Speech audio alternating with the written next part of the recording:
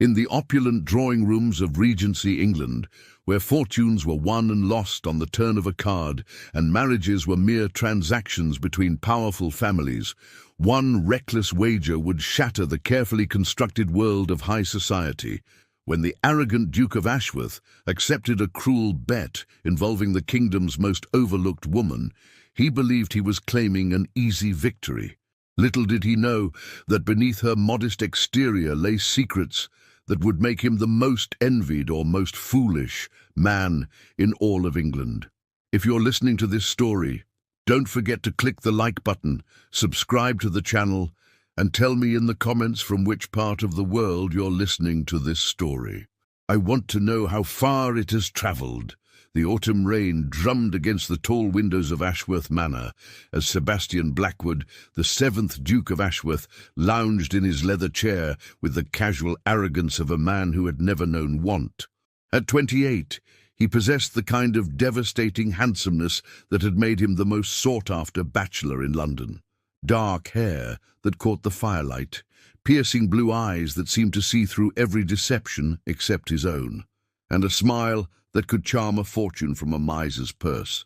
"Another £1,000 on the next hand, Ashworth." Lord Pemberton's voice carried across the smoke-filled study, where England's most privileged sons gathered weekly to gamble away what their tenants could never hope to earn in a lifetime.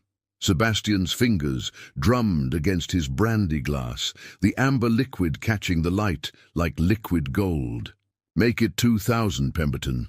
I'm feeling particularly fortunate tonight." The other men chuckled, but there was an edge to their laughter. Sebastian's luck at cards was legendary, matched only by his reputation for ruthless business dealings and his complete disregard for anyone he deemed beneath his station.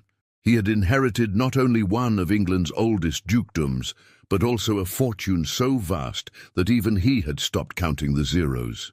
"Speaking of fortune," drawled Lord Whitmore, a man whose cruelty was matched only by his stupidity, "have you seen the Hartwell chit lately? Poor creature grows more unfortunate-looking by the season." Sebastian barely glanced up from his cards. Lady Eleanor Hartwell was a name whispered in drawing rooms with a mixture of pity and disdain. The daughter of a minor baron, she was known throughout London society as the woman no man would ever want, plain, bookish, and possessed of an unfortunate tendency to speak her mind on subjects ladies were supposed to ignore. "I heard her father's been trying to arrange a match for 3 seasons now," Pemberton added with a sneer. "Not a single offer. Can you imagine being so desperate?" "Perhaps we should start a betting pool," Whitmore suggested, his eyes gleaming with malicious amusement. "Who among us could stomach marriage to such a creature?" The room fell silent, except for the crackling fire and the steady patter of rain.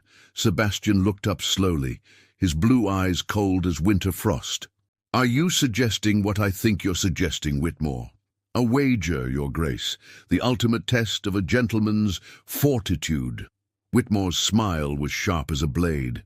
£10,000 says not even the great Duke of Ashworth could bring himself to marry the Hartwell girl. The other men leaned forward, sensing blood in the water. Sebastian's reputation for accepting any challenge was as well known as his fortune. He had once raced his stallion through Hyde Park at midnight for a mere £100 and had bought an entire shipping company simply because someone suggested he couldn't afford it. 10,000. Sebastian's voice was dangerously quiet. "You insult me, Whitmore. Make it 20,000, and I'll not only marry the girl, I'll make her fall in love with me in the process." The room erupted in nervous laughter and excited murmurs. Bets were placed, hands were shaken, and Sebastian found himself committed to the most expensive wager of his life. As the evening wore on and the other men departed into the rain-soaked London night, Sebastian remained in his chair, staring into the dying fire. He had seen Eleanor Hartwell exactly twice, once at Lady Pemberton's ball, where she had sat alone in a corner with a book, and once at the opera, where she had been more interested in the music than the social manoeuvring happening in the boxes around her. Both times he had dismissed her as thoroughly unremarkable, plain brown hair, unremarkable brown eyes, and a figure hidden beneath unfashionable gowns that seemed designed to repel rather than attract. What Sebastian didn't know, what none of them knew, was that Eleanor Hartwell possessed something far more valuable than beauty. Hidden away in the modest Hartwell townhouse were documents that would make her the wealthiest woman in England. If only she knew they existed. Her late mother's family had left her an inheritance so vast it dwarfed even Sebastian's fortune. But the lawyers had been waiting for her 25th birthday to reveal the truth. That birthday was only 3 weeks away. As Sebastian finally rose from his chair and made his way to his opulent bedchamber, he was already planning his campaign. How difficult could it be to charm one plain, desperate spinster? He would court her with just enough attention to secure her affections, marry her quickly before she could reconsider, and then, well, then he would be £20,000 richer and could quietly install her in one of his country estates while he continued his life in London. The Duke of Ashworth fell asleep that night with a satisfied smile on his lips, completely unaware that he was about to become the most foolish man in all of England. For in 3 weeks' time, when Eleanor Hartwell learned the truth about her inheritance, she would become the one woman in the kingdom who could buy and sell him 10 times over. But first, she would have to survive the most humiliating courtship of her life, never knowing that the man pursuing her saw her as nothing more than a means to win a bet. The question that would soon set all of London ablaze was simple. Who was truly the hunter, and who was the prey? The morning after his fateful wager, Sebastian Blackwood stood before his gilt-framed mirror while his valet, Morrison, adjusted his perfectly tailored morning coat. The reflection that stared back at him was that of a man supremely confident in his own superiority. Every line of his aristocratic features spoke of generations of breeding and privilege. "Send word to Lady Pemberton," Sebastian commanded, his voice carrying the casual authority of a man accustomed to instant obedience. "Inform her that I shall be attending her garden party this afternoon. And Morrison, ensure my appearance is particularly striking today." Morrison, who had served the Blackwood family for 30 years, raised an eyebrow but said nothing. He had learned long ago that his master's whims were not to be questioned, no matter how peculiar they might seem. The Pemberton estate buzzed with the excited chatter of London's elite as Sebastian's magnificent black carriage rolled up the circular drive. Lady Pemberton herself rushed to greet him, her face flushed with the triumph of securing the season's most coveted guest. "Your Grace, what an unexpected pleasure," she gushed, her feathers practically quivering with excitement. "I do hope you'll find our little gathering entertaining." Sebastian's eyes swept across the manicured gardens where England's most privileged daughters paraded in their finest gowns, each hoping to catch his attention. But his gaze was searching for someone else entirely, someone who would be easy to overlook among such peacocks. He found Eleanor Hartwell exactly where he expected, seated alone beneath an ancient oak tree, a leather-bound volume of poetry open in her lap. She wore a simple dress of pale green muslin that, while well made, lacked the elaborate embellishments favored by her contemporaries. Her brown hair was arranged in a modest style that framed a face that, Sebastian noted with surprise, was far from the hideous visage society had led him to expect. Eleanor was, in truth, quietly lovely in a way that required a second glance to appreciate. Her features were delicate and intelligent, her brown eyes warm with an inner light that spoke of deep thoughts and genuine feeling. But in a world that valued flash over substance, her understated beauty had been overlooked by men seeking more obvious attractions. "Miss Hartwell," Sebastian approached with the predatory grace of a wolf in sheep's clothing, his most charming smile firmly in place. "How delightful to find someone who appreciates literature at such a gathering." Eleanor looked up, startled. The Duke of Ashworth was speaking to her, the same man who had never so much as acknowledged her existence in 3 seasons of shared social events. Her heart fluttered traitorously, even as her mind warned her to be cautious. "Your Grace," she replied, rising gracefully and offering a small curtsy. "I confess I find the poetry more engaging than the gossip." A woman of discerning taste," Sebastian said, noting how her voice carried a musical quality that was surprisingly pleasant. "Might I join you? I find myself in need of intelligent conversation." For the next hour, Sebastian deployed every weapon in his considerable arsenal of charm. He listened attentively as Eleanor spoke about her favorite authors, nodded thoughtfully at her observations about society, and even managed to appear genuinely interested in her opinions on subjects ranging from politics to philosophy. Eleanor, starved for intellectual companionship and genuine attention, found herself blooming under his focused regard. For the first time in her life, a man was treating her as if her thoughts mattered, as if she were worthy of serious consideration. The lonely girl, who had spent countless evenings watching other women dance while she sat with the chaperones, began to hope that perhaps her fortune was finally changing. "Miss Hartwell," Sebastian said as the afternoon drew to a close, "I wonder if you might permit me to call upon you tomorrow. I find our conversation has been the highlight of my day." Eleanor's cheeks flushed pink with pleasure. Yes, Your Grace, I would be honored." As Sebastian took his leave, he caught sight of Whitmore and Pemberton watching from across the garden, their faces a mixture of amazement and grudging admiration. The great Duke of Ashworth was actually pursuing the Hartwell girl, and from all appearances she was already half in love with him.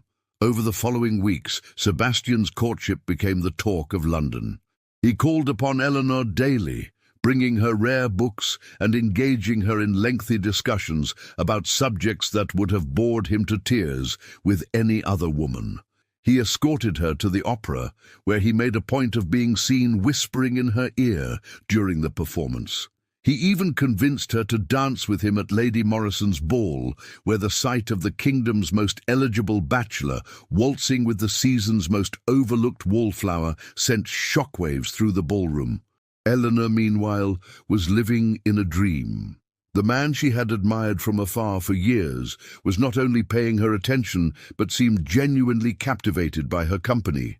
She began to take more care with her appearance, allowing her maid to arrange her hair in more fashionable styles, and selecting gowns that, while still modest, better displayed her naturally graceful figure. "My dear," her father, Baron Hartwell, said one evening as they sat in their modest drawing-room, "I confess I am amazed by the Duke's attentions." "Are his intentions serious?" Eleanor's heart soared. "I believe they may be, Papa. He speaks of the future as if he sees me in it." What Eleanor didn't know was that Sebastian's words were carefully calculated lies, each compliment and tender gesture designed to secure her affections as quickly as possible. In his private moments, he congratulated himself on his masterful performance while counting the days until he could claim his £20,000.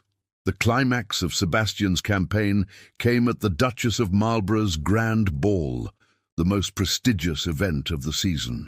Eleanor arrived wearing a gown of deep blue silk that transformed her from a quiet wallflower into a woman of understated elegance. Sebastian, resplendent in his formal evening wear, claimed her hand for the opening waltz and led her onto the floor before the assembled cream of English society. As they danced, Eleanor felt as if she were floating on air. The man of her dreams held her in his arms, his blue eyes gazing down at her with what she believed was genuine affection. Around them, the ballroom glittered with candlelight and jewels, but Eleanor saw only Sebastian's handsome face. "Miss Hartwell," Sebastian murmured as the music swelled around them, "there is something I must tell you, something that cannot wait another moment." Eleanor's breath caught. Was this the moment she had been dreaming of? Was the Duke of Ashworth about to declare himself? "Your Grace," she whispered, her voice barely audible above the orchestra. Sebastian's smile was perfect, practiced, and completely false. "My dear Eleanor, these past weeks have shown me something I never expected to discover. You have captured my heart completely." The words hit Eleanor like a physical blow of pure joy. Around them, other couples continued to dance, but she felt as if the entire world had stopped to witness this perfect moment. "I love you," Sebastian continued, his voice carrying just the right note of passionate sincerity, "and I cannot imagine my life without you in it. Eleanor Hartwell, will you do me the honor of becoming my wife?" The ballroom seemed to spin around Eleanor as tears of happiness sprang to her eyes. "Yes," she breathed. "Oh yes, Sebastian, yes." As Sebastian slipped his grandmother's emerald ring onto her trembling finger, the assembled guests erupted in surprised murmurs and polite applause. The Duke of Ashworth was engaged to Eleanor Hartwell, the match no one had seen coming, but everyone would be talking about for months. But even as Eleanor basked in the glow of her newfound happiness, she remained unaware of the cruel truth behind Sebastian's proposal. In exactly 1 week, on her 25th birthday, she would receive a letter from her mother's solicitors that would change everything. The inheritance that had been held in trust since her mother's death would finally be revealed, an inheritance that would make her the wealthiest unmarried woman in all of England. And Sebastian, the man who thought he was winning a bet by marrying a poor, plain spinster, was about to discover that he had just proposed to the one woman in the kingdom who could buy his precious dukedom 10 times over. The question that would soon tear through London society like wildfire was simple. When Eleanor learned the truth about both her fortune and her fiancé's motives, which revelation would prove more devastating? The morning of Eleanor's 25th birthday dawned grey and drizzling, as if the very heavens were weeping for what was about to unfold. She sat in the modest morning room of Hartwell House, her engagement ring catching what little light filtered through the rain-streaked windows, when Morrison, their elderly butler, entered with a silver tray bearing an official-looking letter. "A correspondence from Whitfield, Pemberton and Associates, miss," Morrison announced, his weathered face creased with curiosity. The law firm was one of London's most prestigious, not the sort to conduct business with the modest Hartwell household.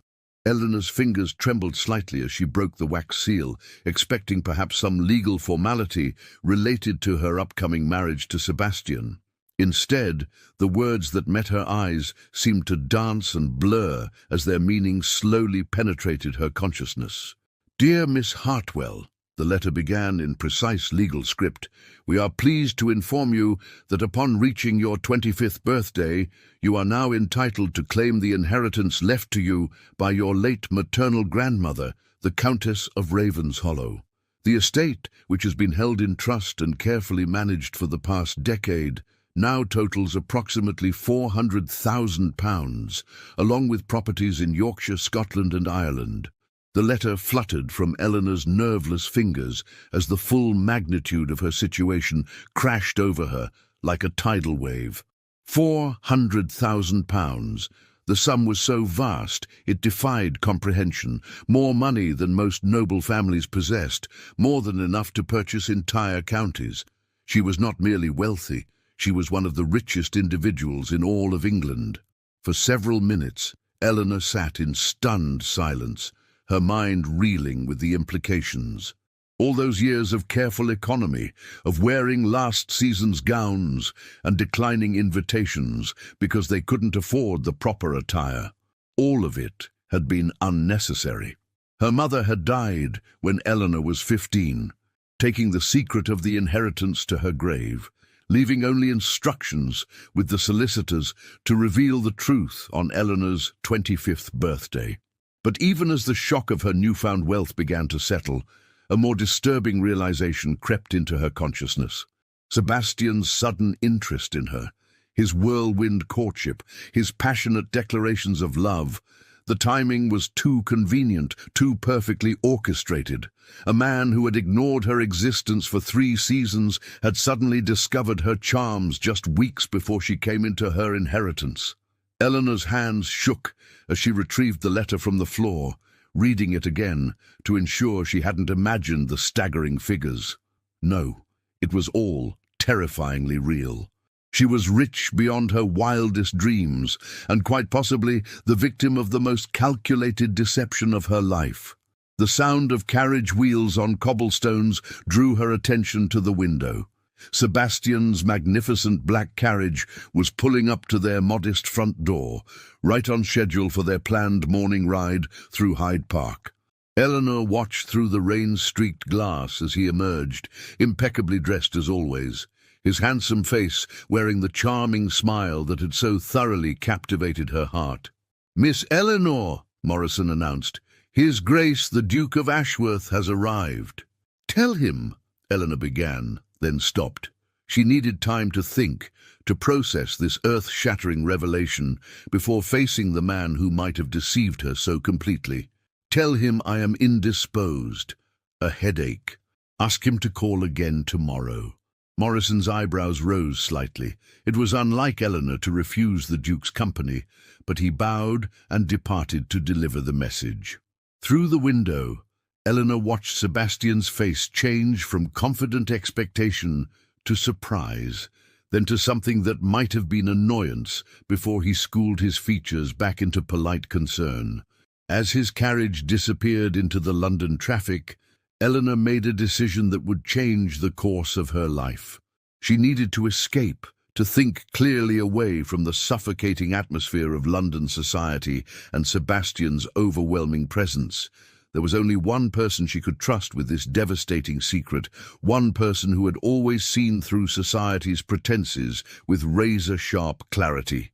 Lady Agatha Pembroke, Eleanor's great-aunt, lived in a grand townhouse in Bath, having retreated from London society years ago after what she called one too many encounters with human stupidity. At 65, Agatha was everything Eleanor had been taught a proper lady should not be: outspoken, independent, and possessed of a fortune she had inherited and managed entirely on her own terms. Within hours, Eleanor had packed a single trunk and was aboard the mail coach to Bath, leaving behind only a brief note for her father explaining that she needed time to consider her future. The journey gave her precious hours to think, to examine every moment of Sebastian's courtship with new, suspicious eyes. How perfectly he had played his part. The charming Duke suddenly smitten with the overlooked wallflower. How carefully he had timed his proposal, ensuring her acceptance before her birthday could reveal the truth about her circumstances. The more she analyzed his behavior, the more convinced she became that his entire courtship had been an elaborate performance. Lady Agatha's townhouse in Bath was a sanctuary of intellectual freedom and honest conversation.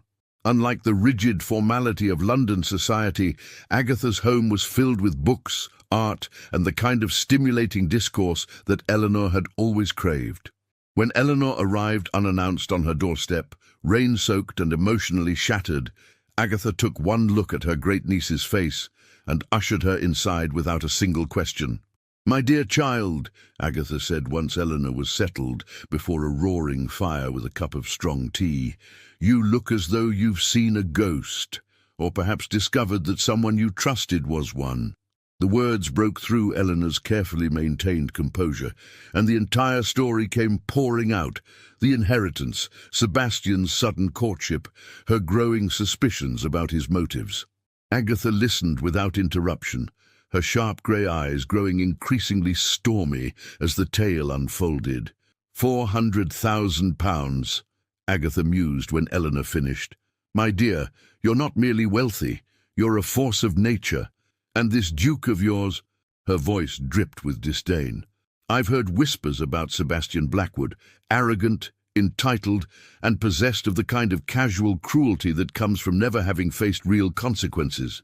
"But what if I'm wrong?" Eleanor asked desperately. "What if his feelings are genuine? What if—" "Eleanor," Agatha interrupted gently but firmly, "when has your intuition ever led you astray?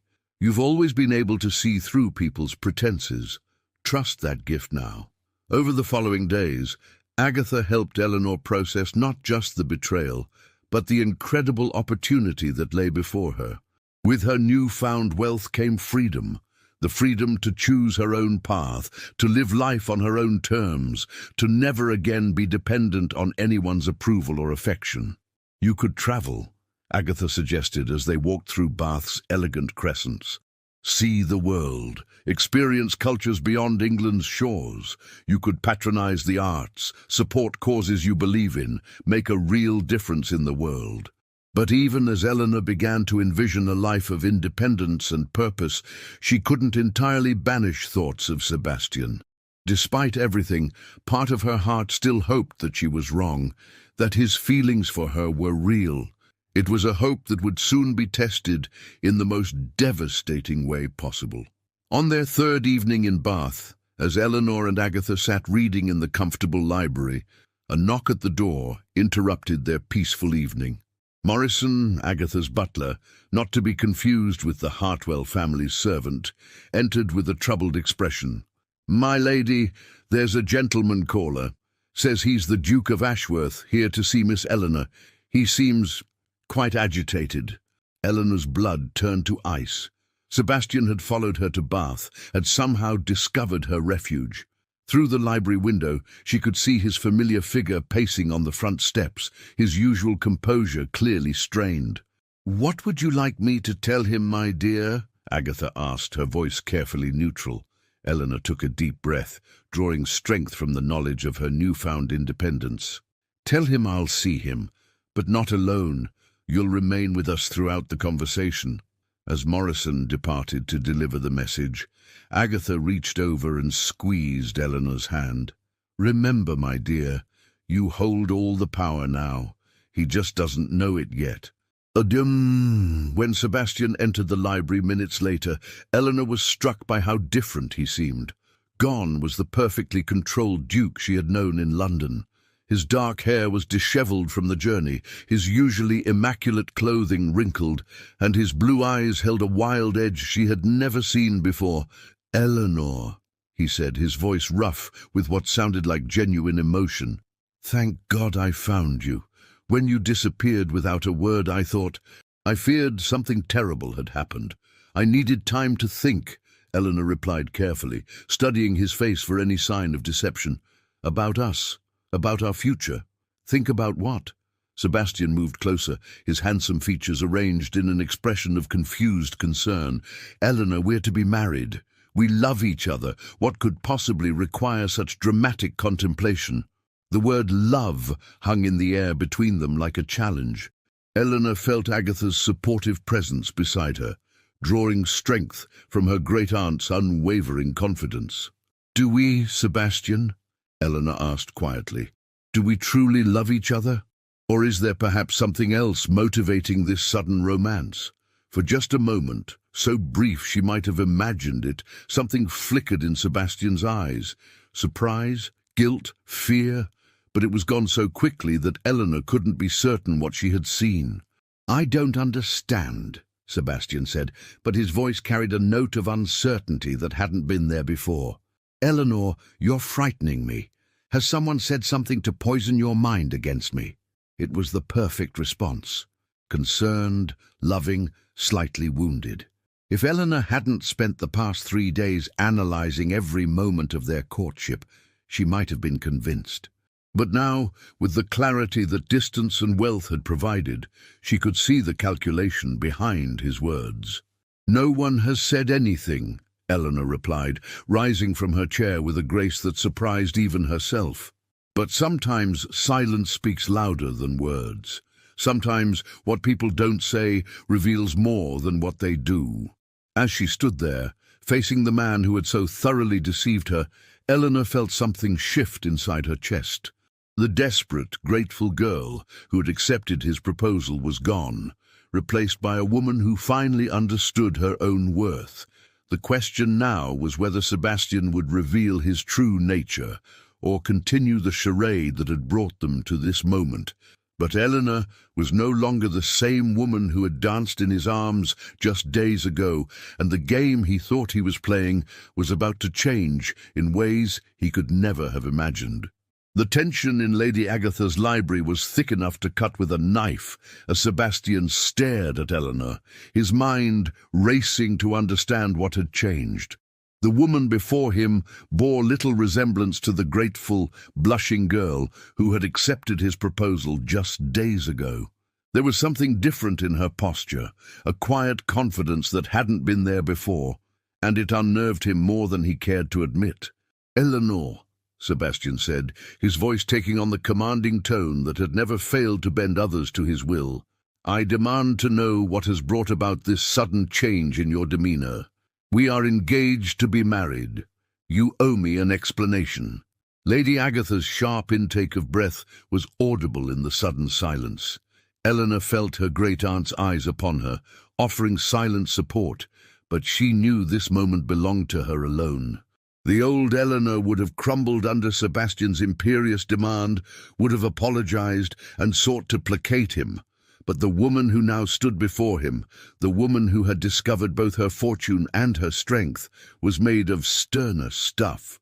"I owe you nothing, Your Grace," Eleanor replied, her voice steady and clear. "An engagement is not a contract of ownership, and I am not your possession to command." Sebastian's blue eyes flashed with something dangerous. For a moment, the charming mask slipped entirely, revealing the arrogant, entitled man beneath. "You forget yourself, Miss Hartwell. You are a baron's daughter with no fortune and no prospects. I have offered you a position that any woman in England would kill for, and you repay me with this inexplicable rebellion."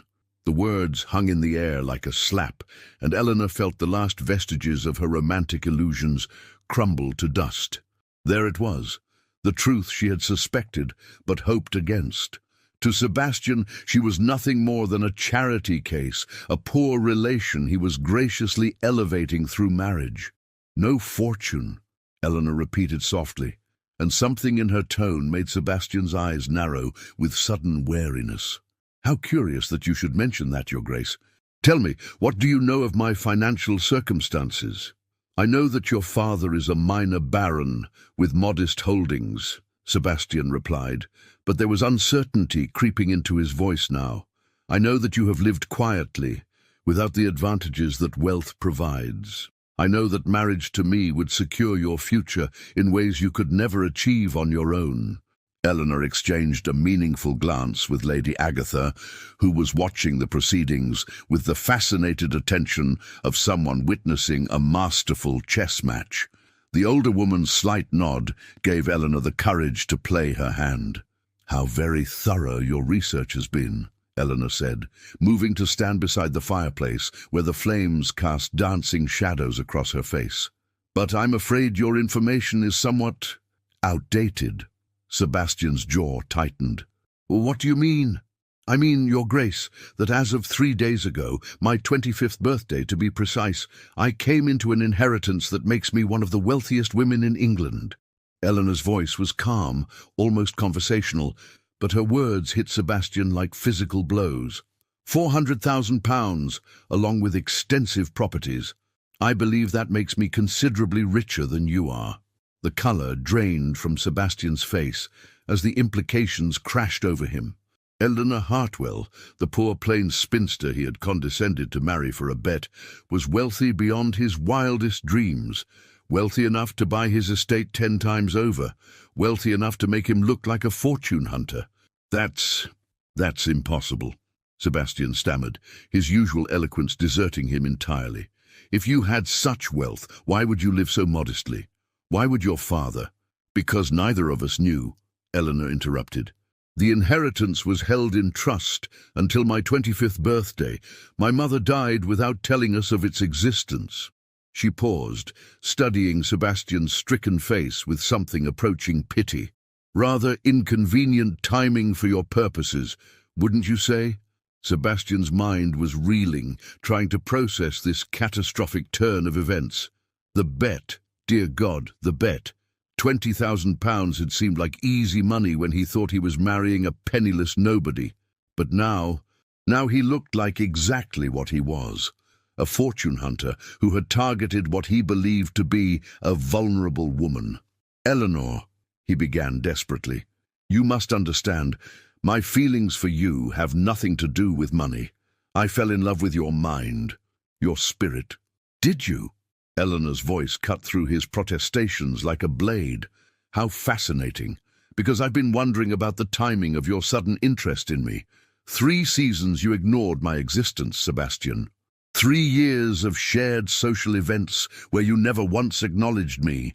And then, just weeks before my 25th birthday, you discovered my irresistible charms. Lady Agatha made a soft sound that might have been approval, but Sebastian was too focused on the disaster unfolding before him to notice. Eleanor's transformation was complete now. Gone was any trace of the uncertain girl he had manipulated so easily. In her place stood a woman of formidable intelligence and newfound confidence, and she was dissecting his deception with surgical precision. "You're being unreasonable," Sebastian tried, falling back on the tactics that had always worked with other women. "Love doesn't follow a schedule, Eleanor. Sometimes it takes time to recognize what has been there all along." "What has been there all along?" Eleanor's laugh was soft, but utterly without humor. "My plain face, my unfashionable gowns, my tendency to speak my mind on subjects ladies aren't supposed to understand. Which of these suddenly became irresistible to you, Your Grace?" Sebastian opened his mouth to respond, but no words came. Every argument he might have made sounded hollow even to his own ears. The truth was written in the very timing of his courtship, in the calculated nature of his pursuit, in the way he had rushed her to accept his proposal. "I think," Lady Agatha said quietly, speaking for the first time since Sebastian's arrival, "that my great niece has heard quite enough of your explanations, Your Grace. Perhaps it would be best if you took your leave." Sebastian's eyes flashed with fury at being dismissed by a woman, but he was in no position to protest. The ground had shifted beneath his feet so completely that he felt as though he were drowning. "Eleanor, please, don't let pride destroy what we have together." "What we have together?" Eleanor moved closer to him, and Sebastian was startled to see not heartbreak in her eyes, but something that looked remarkably like pity. "We have nothing together, Sebastian. We never did. You saw a lonely, grateful girl who would be easy to manipulate, and I saw a handsome prince who might rescue me from my ordinary life. We were both chasing illusions. But the engagement will be broken," Eleanor said firmly.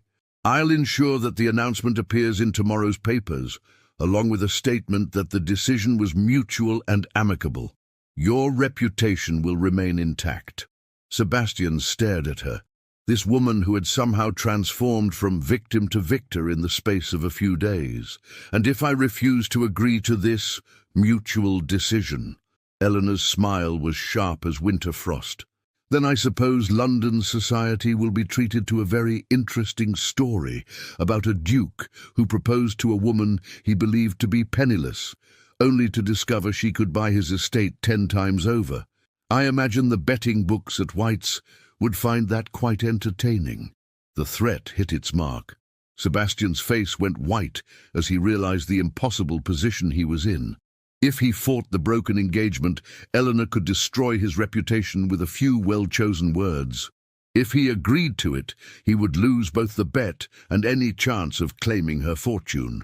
"You've changed," he said finally, his voice hollow with defeat. "Yes," Eleanor agreed. "I have. I've discovered what I'm worth, in every sense of the word. And I've learned that a woman with means need never settle for a man who sees her as a convenience rather than a treasure." Sebastian looked as though he might say something more, but Lady Agatha rose from her chair with the unmistakable air of a woman ending an audience. "Morrison will see you out, Your Grace. I trust you can find your way back to London without difficulty." As Sebastian was escorted from the library, Eleanor sank into her chair, her legs suddenly unsteady. The confrontation had taken every ounce of her newfound strength, but she had emerged victorious. She was free, free of Sebastian's deception, free of society's expectations, free to forge her own path. "Well done, my dear," Lady Agatha said softly, settling back into her chair. "Though I suspect this is only the beginning of your transformation." Eleanor nodded, her mind already turning to the future. She had wealth, independence, and for the first time in her life, the confidence to use both. London society had dismissed her as a plain, unremarkable spinster, But they were about to discover just how wrong they had been. But first, there was the matter of Sebastian's friends, the men who had undoubtedly been party to whatever cruel game had led to his pursuit of her. Eleanor's eyes hardened as she thought of Lord Whitmore and Lord Pemberton, probably even now congratulating themselves on their clever manipulation of the desperate Hartwell girl. They had no idea that their victim was about to become their greatest threat, and that the woman they had dismissed as powerless now held enough influence to destroy them all. The question was no longer whether Eleanor would have her revenge, but how thoroughly she would choose to claim it. The game was far from over. It was just beginning, and this time Eleanor Hartwell would be the one setting the rules. The morning after Sebastian's humiliating departure from Bath, Eleanor stood at the window of Lady Agatha's drawing room, watching the early mist rise from the elegant Georgian crescents below.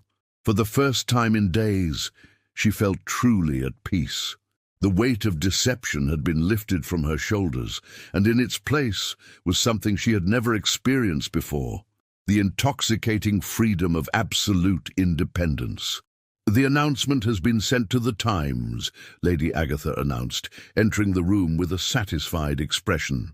"By tomorrow morning, all of London will know that the engagement between Miss Eleanor Hartwell and the Duke of Ashworth has been dissolved by mutual consent due to irreconcilable differences."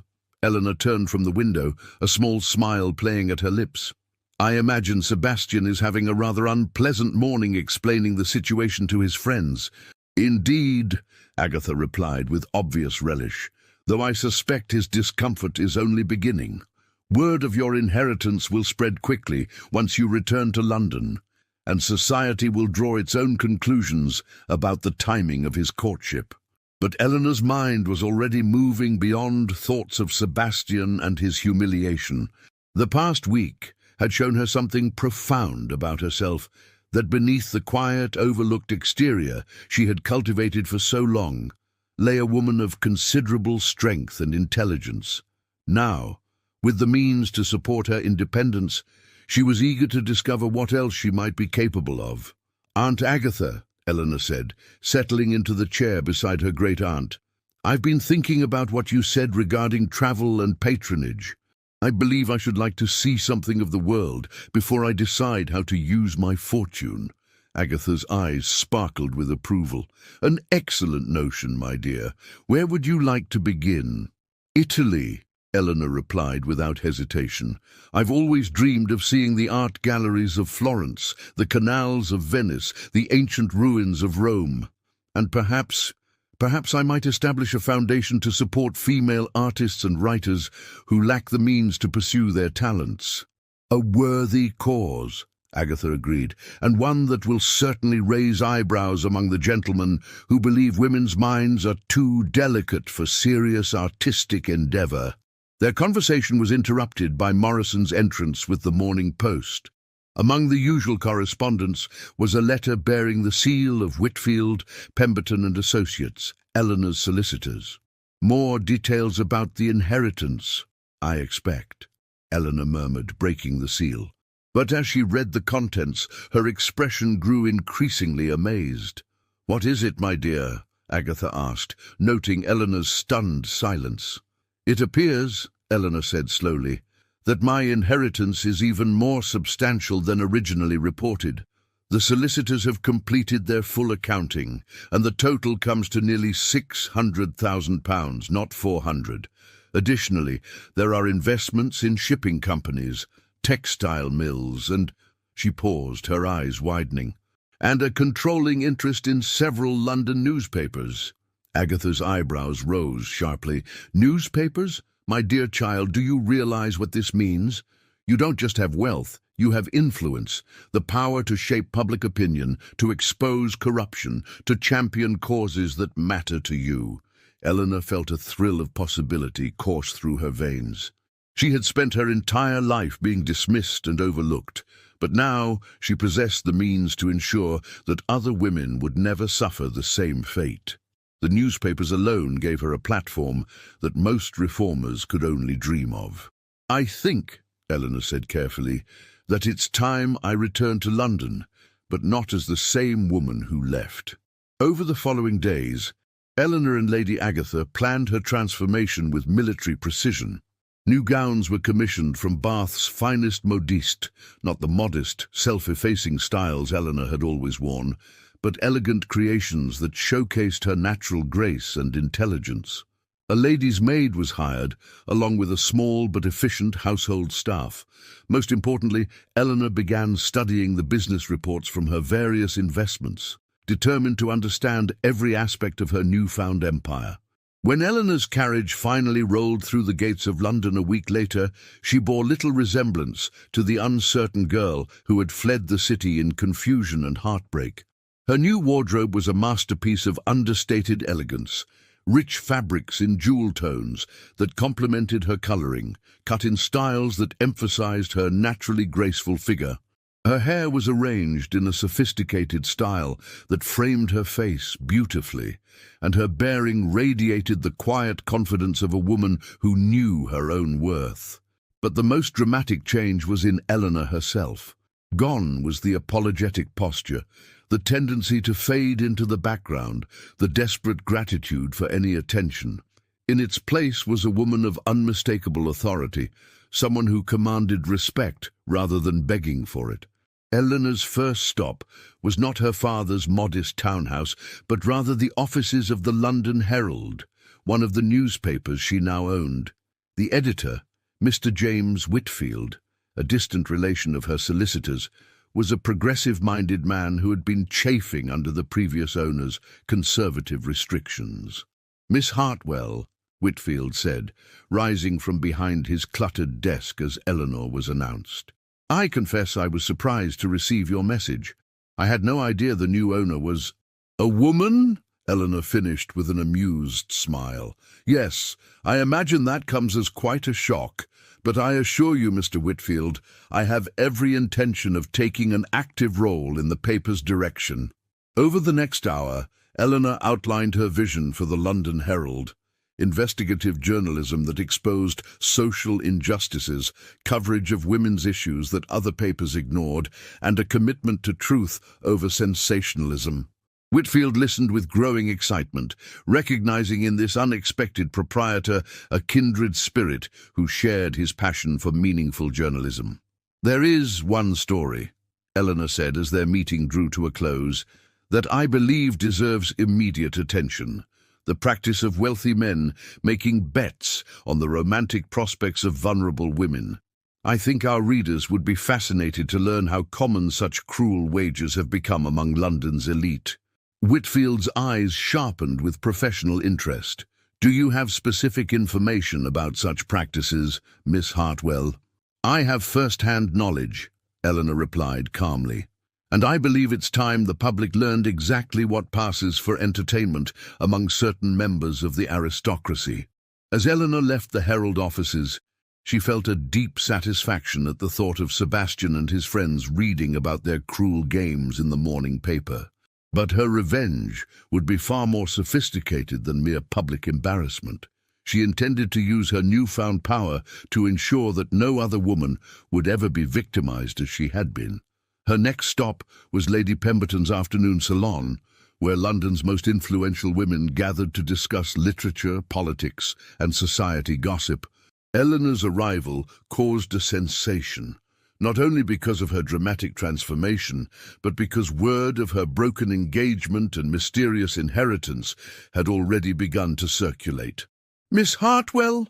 Lady Pemberton exclaimed, her voice pitched high with surprise and curiosity. "How unexpected to see you! I had heard that you were indisposed." "I was travelling," Eleanor replied serenely, accepting a cup of tea with perfect composure. "Taking time to consider my future now that my circumstances have changed so dramatically." The room fell silent as every woman present strained to hear more details about Eleanor's mysterious transformation. She had always been a peripheral figure at these gatherings, tolerated but never truly welcomed. Now, however, she commanded the attention of every person in the room. "We heard about your engagement," Lady Morrison ventured carefully. "Such a pity that it didn't work out." "On the contrary," Eleanor replied with a smile that didn't quite reach her eyes. "I consider it a fortunate escape. I've learned that some men are far more interested in what they believe a woman can provide than in who she actually is." The pointed comment sent ripples of speculation through the assembled ladies. Everyone knew that the Duke of Ashworth had pursued Eleanor with unprecedented determination, only to have the engagement dissolved within days of the announcement. The timing, combined with rumours of Eleanor's inheritance, painted a very unflattering picture of Sebastian's motives. "But surely," Lady Whitmore interjected, the wife of one of Sebastian's gambling companions, "His Grace's feelings were genuine. He seemed quite devoted during your courtship." Eleanor's laugh was soft, but utterly without warmth. "Devotion is such a subjective thing, don't you think? Some men are devoted to a woman's fortune, others to her social connections, still others to the satisfaction of winning a particularly challenging wager." The last comment hit its mark with devastating precision. Lady Whitmore's face went pale as the implications sank in, and Eleanor could see the exact moment when the woman realized that Eleanor knew about her husband's involvement in whatever game had led to Sebastian's pursuit. "A wager?" Lady Pemberton asked, her voice sharp with interest. "Whatever do you mean, Miss Hartwell?" "Oh," Eleanor replied with studied innocence, "I'm sure it's nothing more than idle speculation, though I have heard that some gentlemen find it amusing to make bets about the romantic prospects of women they consider beneath their notice. Quite harmless, I'm sure, unless one happens to be the subject of such entertainment." The room erupted in shocked murmurs and speculative whispers. Eleanor had just confirmed what many had suspected, that her engagement to Sebastian had been the result of some cruel, masculine game.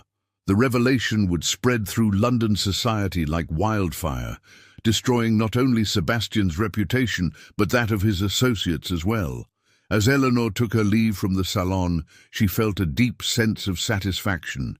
She had fired the opening shot in a war that Sebastian and his friends didn't even know they were fighting. But this was only the beginning of her campaign for justice. That evening, as Eleanor sat in her newly appointed study reviewing business reports, she reflected on how completely her life had changed in the space of 2 weeks. She had discovered not only her financial independence, but her own strength and intelligence. She was no longer the overlooked wallflower who had gratefully accepted whatever scraps of attention came her way. Tomorrow, she would begin the next phase of her transformation, establishing her foundation for female artists, expanding her newspaper holdings, and using her influence to champion the causes she believed in. She would show London society that the woman they had dismissed as powerless was now one of the most formidable forces in the city. But tonight, she allowed herself a moment of quiet triumph. Sebastian Blackwood had thought he was playing a game with a helpless victim, but he had awakened something far more dangerous, a woman who finally understood her own worth and had the means to defend it. The question now was not whether Eleanor would succeed in her transformation, but how thoroughly she would reshape the world that had once rejected her. 6 months had passed since Eleanor Hartwell's dramatic transformation from overlooked wallflower to one of London's most influential women, and the city still buzzed with stories of her remarkable ascension.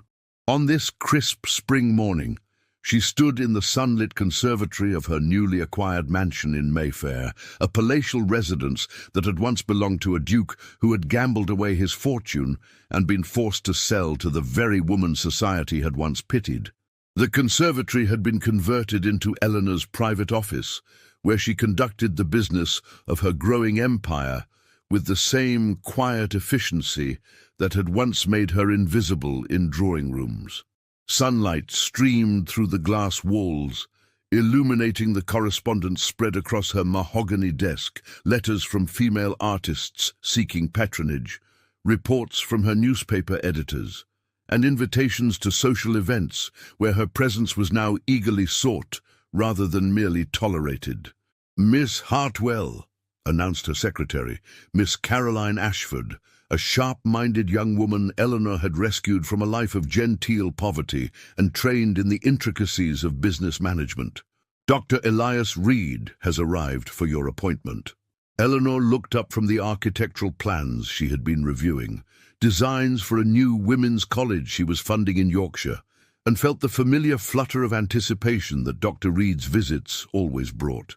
Elias Reed was everything Sebastian Blackwood was not: genuinely intelligent rather than merely educated, compassionate rather than calculating, and possessed of the rare quality of seeing people for who they truly were rather than what they could provide. Dr. Reed entered the conservatory with his characteristic easy grace, his warm brown eyes lighting up as they met Eleanor's. At 32, he was a respected physician who had dedicated his practice to serving London's poor, a choice that had earned him the respect of his patients and the disdain of his more profit-minded colleagues. His sandy hair was perpetually dishevelled from his habit of running his hands through it when deep in thought, and his clothes, while well-made, bore the practical simplicity of a man who valued substance over style. "Eleanor," he said, his voice carrying the warmth that had first drawn her to him during a chance encounter at a medical charity event 3 months earlier. "I hope I'm not interrupting anything crucial." "Never," Eleanor replied, rising to greet him with a smile that transformed her entire face. "I was just reviewing the plans for the women's medical training program. Your suggestions about the curriculum have been invaluable." And their relationship had begun as a professional collaboration. Eleanor funding a clinic for working women, Elias providing the medical expertise, but had gradually deepened into something far more meaningful. Unlike Sebastian's calculated courtship, Elias's interest in Eleanor had developed naturally, built on mutual respect and shared values rather than deception and manipulation. "I have news," Elias said, his eyes sparkling with excitement. "The Royal College of Physicians has agreed to recognize our certification program. Women who complete the training will be qualified to practice as medical assistants throughout England." Eleanor's face lit up with genuine joy. "Elias, that's wonderful. Do you realize what this means? We're not just providing employment, we're opening an entirely new profession for women." More, as they discussed the details of the program, Eleanor marveled at how different this felt from her conversations with Sebastian. Where Sebastian had patronized and condescended, Elias treated her as an equal partner. Where Sebastian had been interested only in her supposed gratitude and submission, Elias valued her intelligence and independence. Their conversation was interrupted by Miss Ashford's return, bearing a silver tray with the morning's most urgent correspondence. Among the letters was one bearing the familiar seal of the London Herald, and Eleanor's expression grew thoughtful as she read its contents. "What is it?" Elias asked, noting the change in her demeanour. "An interesting development," Eleanor replied, passing him the letter. "It seems that Lord Whitmore has been forced to sell his estate to cover gambling debts. The article suggests that his financial difficulties began when certain unwise wagers came to light and damaged his reputation among potential business partners." Elias read the article with growing understanding. Over the past months, Eleanor had shared with him the full story of Sebastian's deception and the cruel bet that had motivated his courtship. Elias had been appalled by the casual cruelty of it all, but had also been amazed by Eleanor's sophisticated response. Rather than seeking crude revenge, Eleanor had used her influence to expose the broader pattern of such behaviour among London's elite. Her newspapers had published a series of investigative articles about the culture of gambling and cruelty that pervaded certain aristocratic circles, always careful to present facts rather than accusations, but allowing readers to draw their own conclusions. The impact had been devastating for Sebastian and his associates.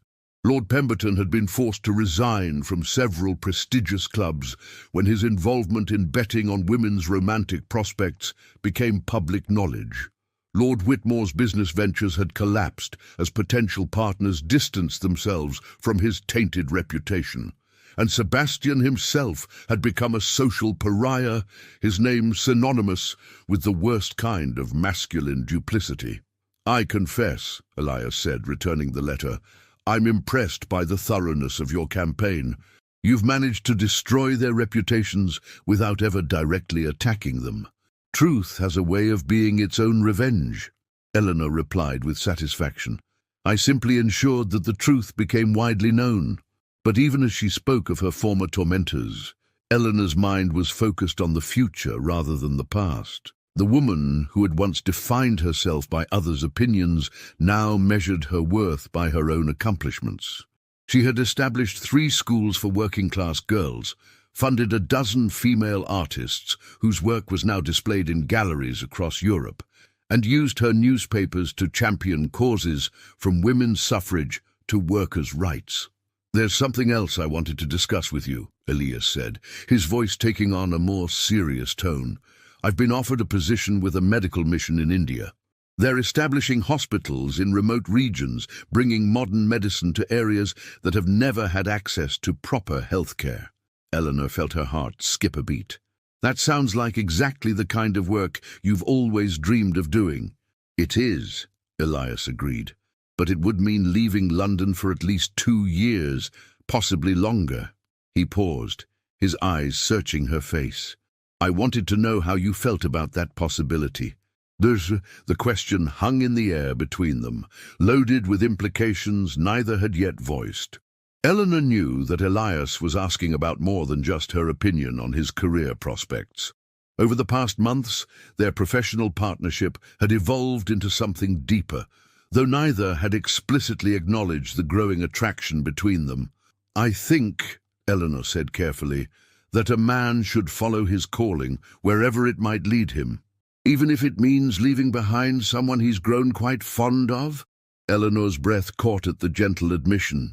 "Even then, though—" She paused, gathering her courage. "Though I suppose it would depend on whether that someone might be interested in sharing such an adventure." Elias's face broke into a smile of pure joy. "Eleanor Hartwell, are you suggesting what I think you're suggesting?" "I'm suggesting," Eleanor replied, with a confidence that would have amazed her former self, "that I've spent enough time being defined by other people's expectations. If I want to travel to India with a brilliant physician who happens to see me as an equal partner rather than a convenient acquisition, then that's exactly what I'll do." Elias crossed the room in 3 quick strides, taking Eleanor's hands in his. "You would really consider leaving all this behind? Your businesses, your social position, your influence?" Eleanor looked around the conservatory, at the evidence of her transformation from powerless victim to influential force for change. Then she looked back at Elias, at the man who had shown her what genuine partnership could look like. "I'm not leaving anything behind," she said firmly. "I'm taking everything I've learned about my own strength and using it in a new arena. Besides," she added with a mischievous smile, "who says I can't run a newspaper empire from India?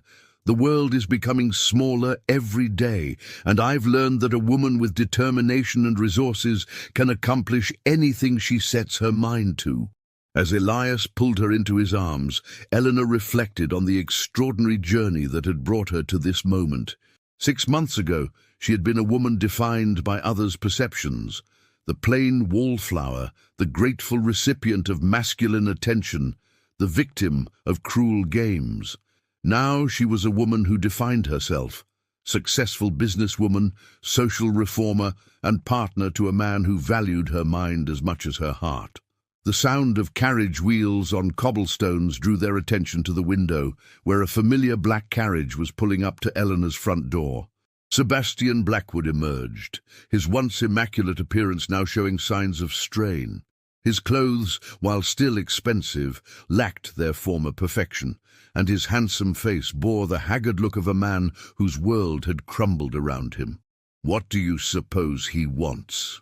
Elias asked, his arms still around Eleanor's waist. Eleanor watched with detached curiosity as Sebastian approached her front door. "I imagine he's finally realized the full extent of what he's lost," she replied. Not just the bet money, but the chance to align himself with real power and influence. Miss Ashford appeared in the doorway. "Miss Hartwell, the Duke of Ashworth is requesting an audience. Shall I tell him you're not receiving visitors?" Eleanor considered for a moment, then shook her head. "No, I'll see him, but only for a few minutes, and Dr. Reed will remain with me throughout the conversation." As Sebastian was shown into the conservatory, Eleanor was struck by how diminished he seemed. The arrogant confidence that had once defined him was gone, replaced by the desperate air of a man who had gambled everything and lost. His blue eyes, once so compelling, now held a haunted quality that spoke of sleepless nights and mounting debts. "Eleanor," Sebastian began, his voice rough with emotion that might have been genuine, "I had to see you, to try to explain—" "There's nothing to explain, Sebastian," Eleanor interrupted gently. "I understand perfectly what happened between us. You saw an opportunity and took it. When that opportunity disappeared, so did your interest. It's really quite simple." "But that's not true," Sebastian protested, his composure cracking. "Yes, the courtship began as a wager, but my feelings became real. I did fall in love with you, Eleanor. I still love you." Eleanor studied his face with the same detached interest she might show a particularly fascinating specimen in a museum. "Do you, Sebastian? Or do you love what I represent now? The wealth, the influence, the power to restore your reputation?"